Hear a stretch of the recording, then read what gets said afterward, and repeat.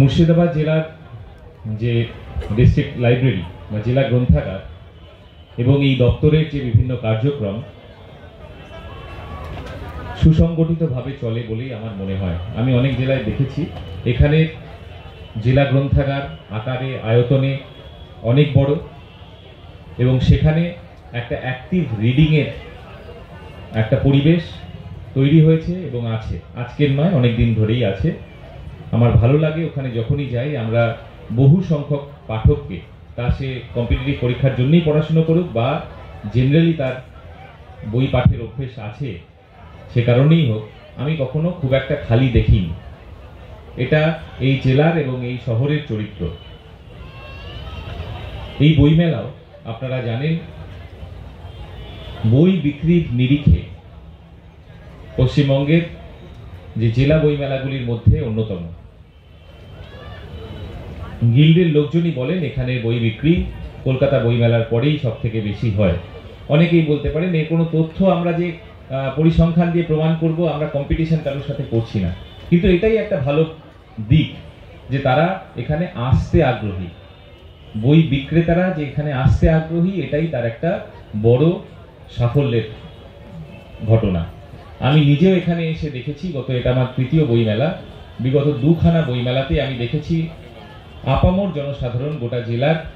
In fact আমাদেরকে বেশ কিছু সময় বাসও কিছু কিছু চালাতে হয় হরিহরপাড়া, ডোমকল বা ওদিকে নবগ্রাম কিংবা এদিকে কান্দির দিক থেকে, যে জেলা বইমেলা যেহেতু 9টা বা 8:30টায় শেষ হয়, বেশ কিছু বাস চালাতে হয় যাতে মানুষ ওই সমস্ত জায়গাগুলোতে পৌঁছতে পারে। এটা যে কেবলমাত্র বহরমপুর শহরের বইমেলা তা নয়। তো এটাও একটা অন্যতম ভালো দিক যে মানুষের কাছ থেকেই এরকম ডিম্যান্ড আসতে থাকে যে ওই সময় বাস পাওয়া যায় না এই প্রত্যন্ত জায়গাগুলিতে, জলঙ্গিতে যাওয়ার বাস হয়তো পাওয়া যাবে না, তো আমাদেরকে বাস দিতে হবে কি ফেরত যাওয়ার জন্য একটা, যদি ওই রুটের বাসটা শেষ বাসটা যদি একটু পরে ছাড়ে। এটা এই জেলার বইমেলার সাফল্যের উদাহরণ। আমাদের ভালো লাগে, বহুবার এই জিনিস আমরা দেখেছি। এবং ব্যারাক স্কোয়ার একটি ঐতিহাসিক প্রাঙ্গণ, গোটা সাউথ ইস্টার্ন এশিয়ার আর্লিয়েস্ট সিভিল লাইন্স যাকে বলে, এটা সেই জায়গা। সেখানে এই বইমেলা এবং অন্যতম একটা দুটো মেলাই হয় আপনারা জানেন এই ব্যারাক স্কোয়ারে, তার মধ্যে বইমেলা একটি। অন্য কোনো মেলা এখানে আয়োজন করা হয় না। অ্যাজ আ প্রিন্সিপাল বইমেলা করা হয়, তার কারণটা হচ্ছে বইমেলার একটা আলাদা জায়গা মানুষের মনে, মানুষের কালচারে এটা আছে বলে। আমি উত্তরোত্তর এই বইমেলার সাফল্য কামনা করি। মানুষের মধ্যে আজকাল পড়ার অভ্যেস চলে যাচ্ছে।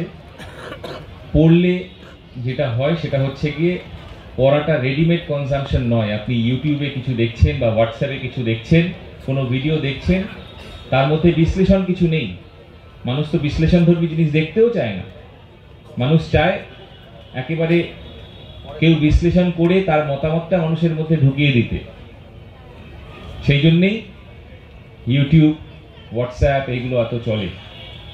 তার মধ্যেও যে বিশ্লেষণধর্মী আলোচনা আছে সেগুলোর মধ্যেও কোনো ক্ষতি নেই, ভালোই, কিন্তু মানুষ তা চায় না। মানুষ চায় কোনো একজন ব্যক্তি তার বিশ্লেষণ করে তার মতবাদকেই অন্যের ওপরে চাপিয়ে দেবে, সেটা কনজিউম করতে মানুষ খুব ভালো পছন্দ করে।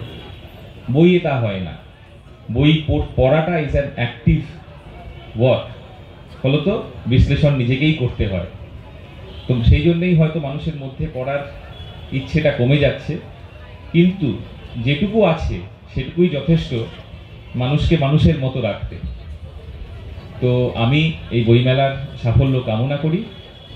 এই বইমেলার প্রত্যেক বিক্রেতার বই ভালোভাবে বিক্রি হোক, মানুষ বই পড়ুন, এই কামনা করি। ধন্যবাদ।